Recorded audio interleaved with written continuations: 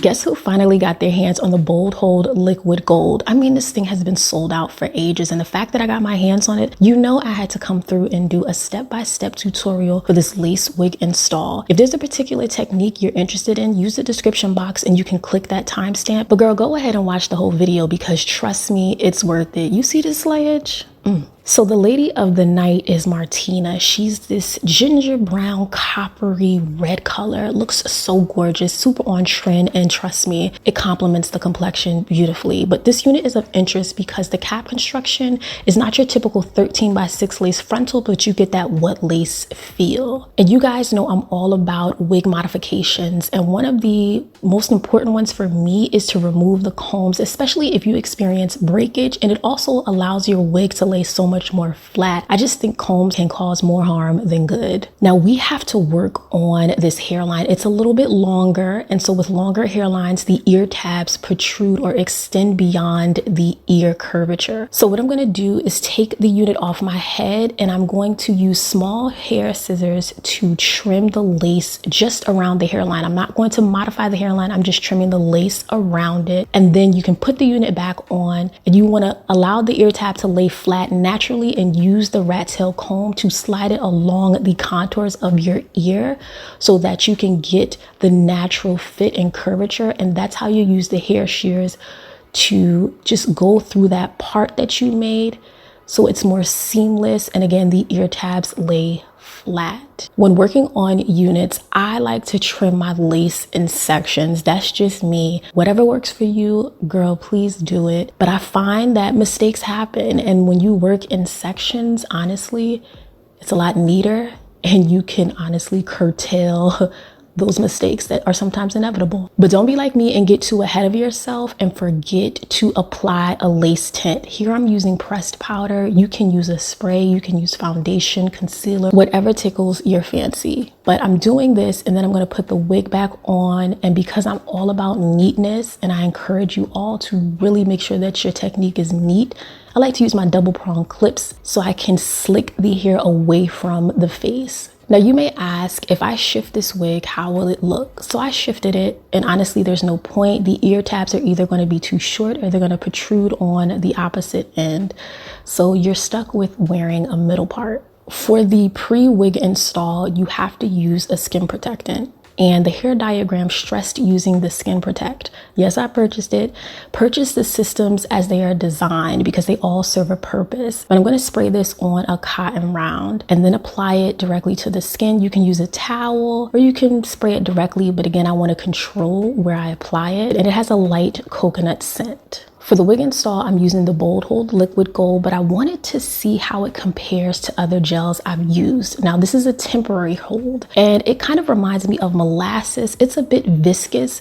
It definitely is more of a liquid, but it's reminiscent of molasses, but it does have some movement to it, whereas the gel, very thick, it pretty much stays in place. Now, I'm going to use a spatula to apply this. I'll have it linked in the description box. This is perfect for installs when you want to apply product directly on top of the skin protect and you want to shear it out or thin down the layer. You can apply a generous amount, but you want to make sure you don't apply it in uneven globs. So the spatula just helps me to create a clean layer. Now, as I was doing this, I noticed that the liquid gold started to develop like a white color. Maybe I let it dry down too much, so that was my mistake. And I toggled between both the cool and warm settings. So I would just keep it on cool, but I would not do it for nearly as long. I don't know why I did this.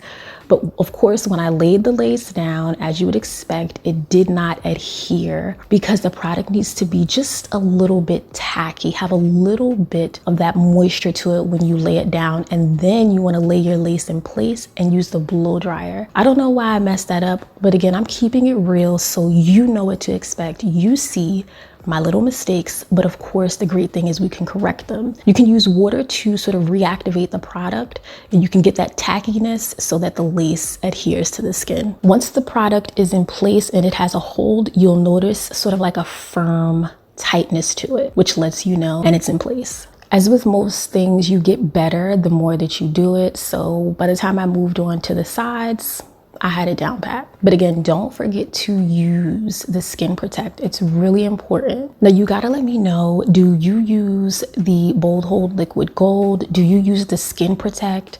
Like, what's your take? Do you prefer this product over others? Again, this is a temporary hold, so this is not something I would wear if I'm going swimming, but you can get active with this particular product.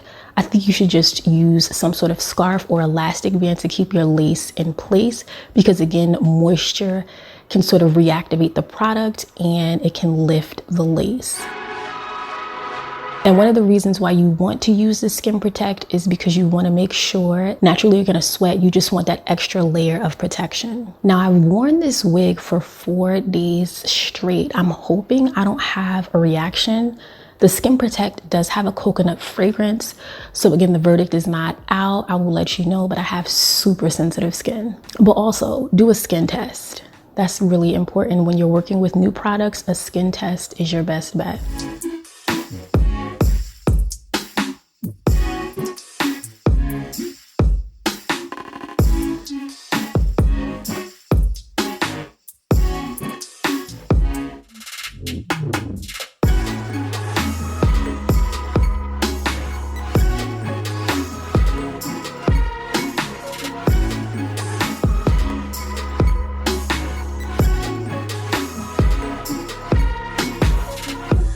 There may be a few layers that you find where the lace hasn't adhered, so you can do little touch-ups, apply a little bit of product. You can use the nozzle directly, like I do sometimes, just for those smaller areas. But I'm gonna use an elastic band because I want to do my adult swoops. So I gave it some time, and this hairline was a lower hairline. So, I mean, the hairline and my eyebrows that are non-existent, they're gonna have a full-blown conversation. That's how close they are. They are very close. They are neighbors. But the great thing about this product is that it functions to adhere the lace, but you can also style your adult swoops with it. I wanted to see how it worked all by itself. No like customization that's extreme.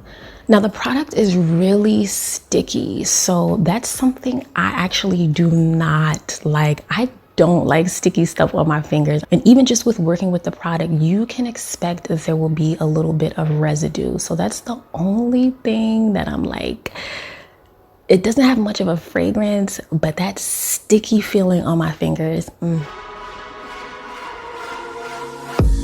So yeah, I'm not a fan of the hairline. That really kind of disappointed me because it's super low. It's not as even. They could have added more of a pre-plucked hairline, but again, I'm working with it because y'all say I usually do too much. So this is what you get.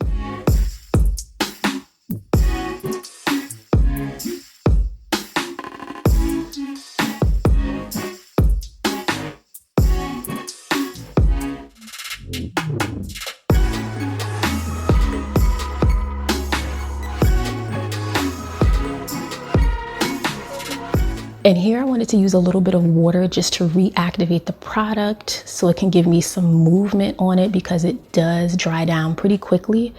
And I just wanted to redo my swoops because again, a lot of mistakes happen because I was learning. I'm always in that learning mode, just like you guys.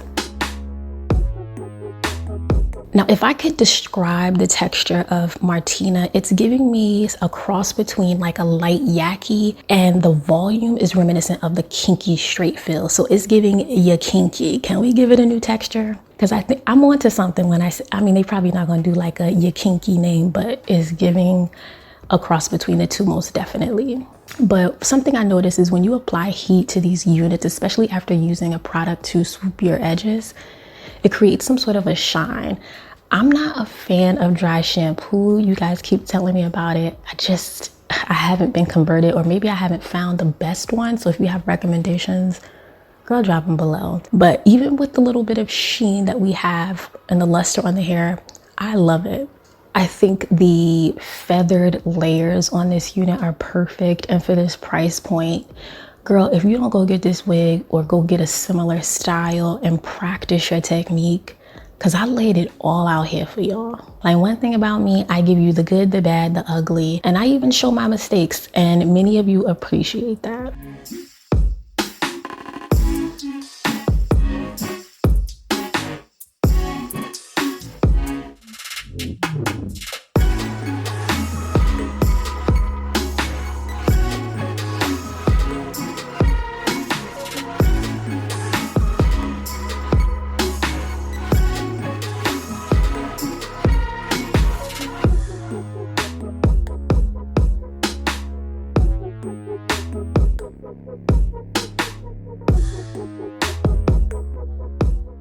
And please go get this hot comb and use the setting between 10 and 15 because you do not want to fry your wig that you just purchased. Now you're like, would you recommend the Bold Hold Liquid Gold? Most definitely, and I want you guys to stay tuned for more tutorials using it in the future because I want to get better at my own application.